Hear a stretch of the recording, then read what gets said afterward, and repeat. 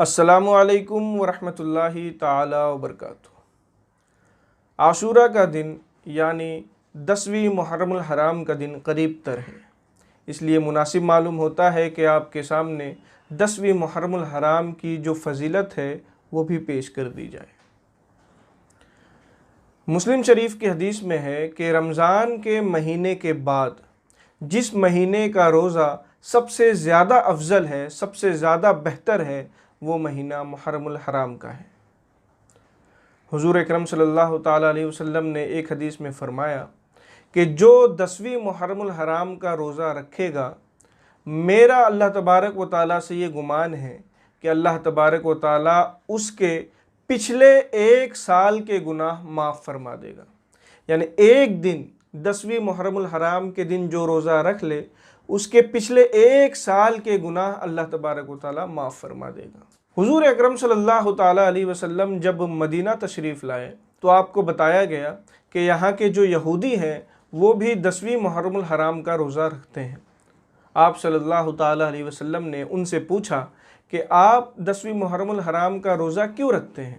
तो उन्होंने बताया कि ये दिन यानी 10वीं मुहर्रमुल हराम का दिन बड़ी बरकत वाला दिन है, क्योंकि इस दिन अल्लाह तबारक व ताला ने बनी इसराइल को फ़िरौन के जुल्म व सितम से आज़ादी दिलाई थी, निजात दिलाई थी और फ़िरौन के लश्कर को समंदर में डुबो दिया था।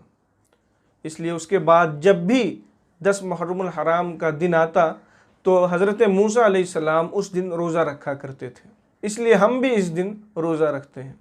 चूँकि हज़रत मूसा अलैहिस्सलाम नबी थे और आपका दीन दीन बरहक था, और चूँकि हमारे नबी सल्लल्लाहु ताला अलैहि वसल्लम आखिरी नबी हैं और आपका दीन गुज़श्ता तमाम दीनों को मनसूख कर चुका है, यानी अब जो दीन बरहक है वो इस्लाम ही है।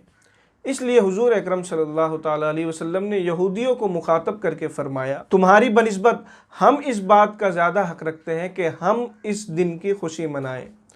इसलिए हुज़ूर अकरम सल्लल्लाहु ताला अलैहि वसल्लम ने इस दिन रोज़ा रखा और मुसलमानों को भी फरमाया कि वो भी इस दिन का रोज़ा रखें। मुस्लिम ही शरीफ की एक दूसरी हदीस में है कि जब हुज़ूर अकरम सल्लल्लाहु ताला अलैहि वसल्लम ने 10वीं मुहर्रमुल हराम का रोज़ा रखा तो कुछ सहाबा ने अर्ज़ किया कि हुज़ूर, इस दिन की ताज़ीम यहूदी भी करते हैं।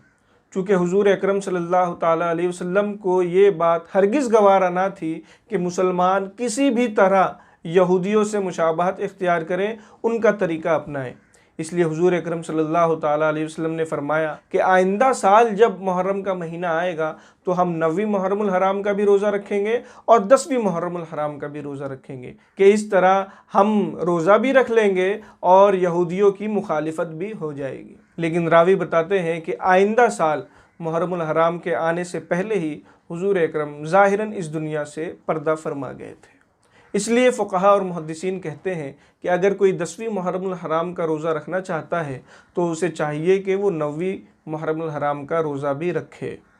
और कभी ऐसा हुआ कि भूल से किसी ने 9वीं मुहर्रमुल हराम का रोज़ा नहीं रखा तो वो 10वीं मुहर्रमुल हराम का रोज़ा रखे और 11वीं मुहर्रमुल हराम का भी रोज़ा रख ले, कि इस तरह करने से भी यहूदियों की मुखालिफत हो जाती है। और अगर किसी में इतनी ताकत नहीं है कि वो 2 दिन एक साथ रोज़ा रखे तो वो सिर्फ़ और सिर्फ 10वीं मुहर्रमुल हराम का रोज़ा रख ले, कि हुज़ूर अकरम सल्लल्लाहु ताला अलैहि वसल्लम ने फ़रमाया है कि अगर किसी ने 10वीं मुहर्रमुल हराम का रोज़ा रखा तो अल्लाह तबारक व ताला से मेरा ये गुमान है कि अल्लाह तबारक व ताला उसके पिछले 1 साल के गुनाह माफ़ फरमा देगा।